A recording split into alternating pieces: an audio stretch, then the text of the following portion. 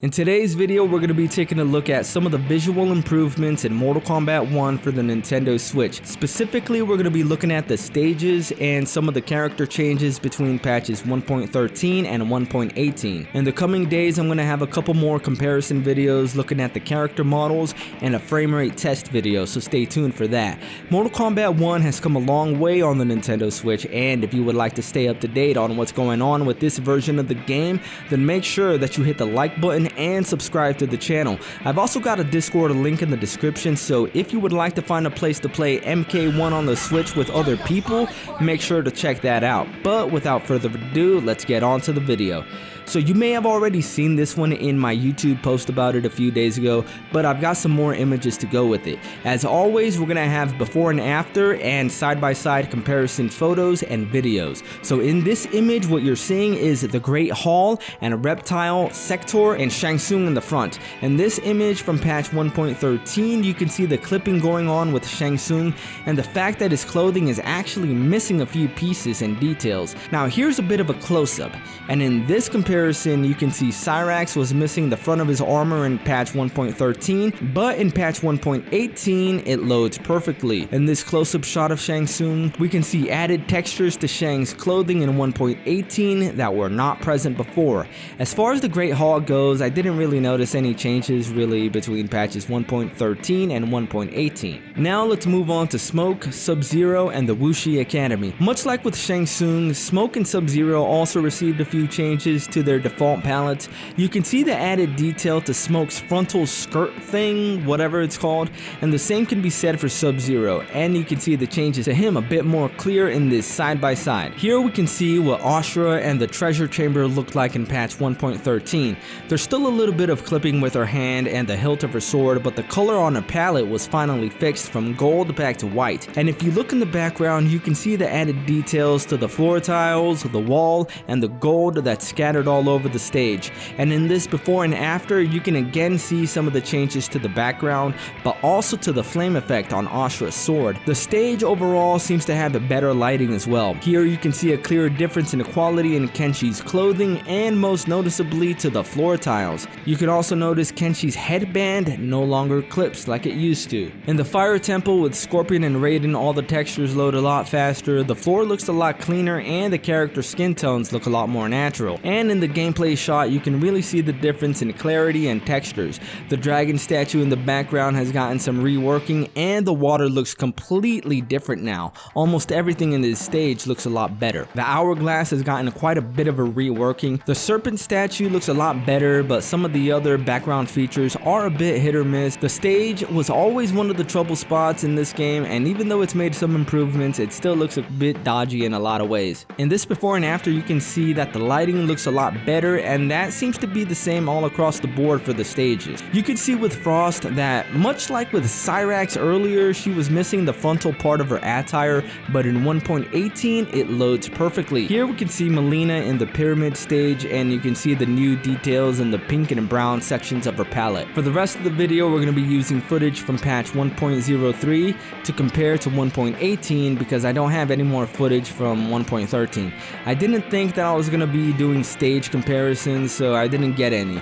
So let's head on over to the Flesh Pits with Reiko. Once again, we're now comparing with patch 1.03. The Flesh Pits has seen some changes to the floor, the blood splatter, and all the gore scattered around. The torture chair is particularly more detailed in 1.18 than it was before.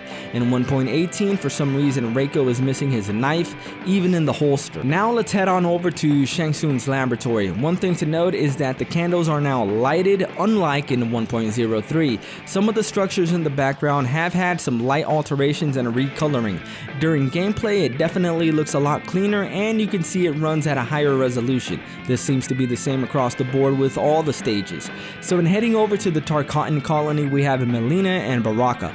Background structures are more detailed in this shot, as are all the character models, playable or NPC. Baraka's model has been particularly improved. In this shot, Baraka looks way better, but if you look in in the back, you can see that the dead monster has been removed in recent patches, and it actually looks a bit worse around that area as well. I guess some of the background textures have been turned off, or they just failed to load in this stage even in the newest patches. The differences in Melina's character model is night and day, and even Serena looks a lot better now. In the gameplay shot, we can once again see that the game runs at a way better resolution, and in the distance beyond, you can see the cliff and bridge have been redesigned.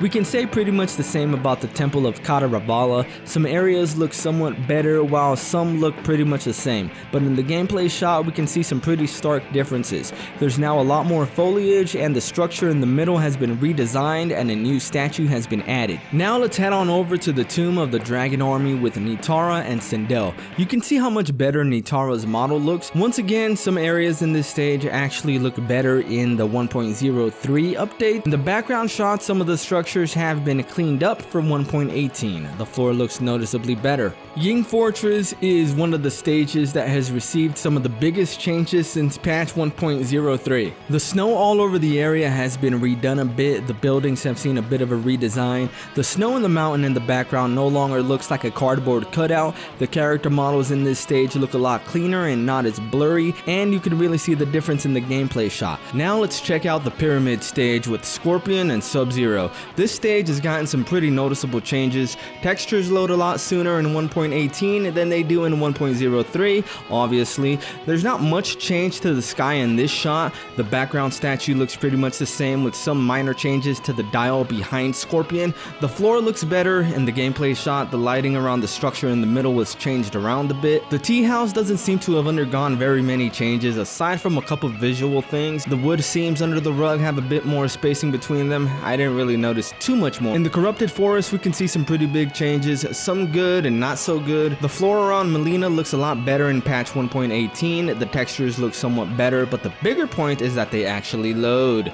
Some trees in the background look better, while some dead trees with a bunch of branches had most of their branches removed. The skulls in the trees were recolored, as was most of the background toward the hills. Some of the background structures and trees were removed, but if you look at the skull tree here, it definitely looks a lot clearer. And in the gameplay shot, again, we can see the game runs at a higher fidelity. The character models and everything in the background is a lot cleaner and clearer. The Living Forest is probably the one that's undergone the most major changes since patch 1.03. It actually looks a lot worse in some areas, yeah, but there's probably a good reason for that. Even though in 1.18 it actually has a lot more detail in areas, the lighting in 1.03 actually goes a long way in making it look better. When I was first getting clips for this, I thought maybe I picked the wrong stage in the 1.03 version. Maybe I picked like the afternoon version of the stage or something, but nope. This is actually the exact same stage. It's just that all the shadows, or at least most of the shadows, have been removed. Consequently, characters look drained of all color on this stage, as you can see here with Li Mei. A couple areas are a pixelated mess in 1.18, while they looked better in 1.03. But as you can see in the gameplay shot in 1.18, it runs at a way higher resolution, and you can tell from this footage that even though the Living Forest in patch 1.03 might have looked somewhat better, it ran like absolute crap, while in 1.18 it's buttery smooth.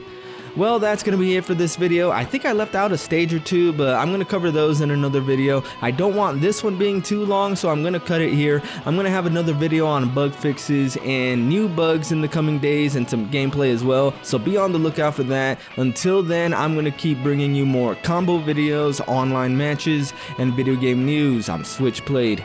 Done.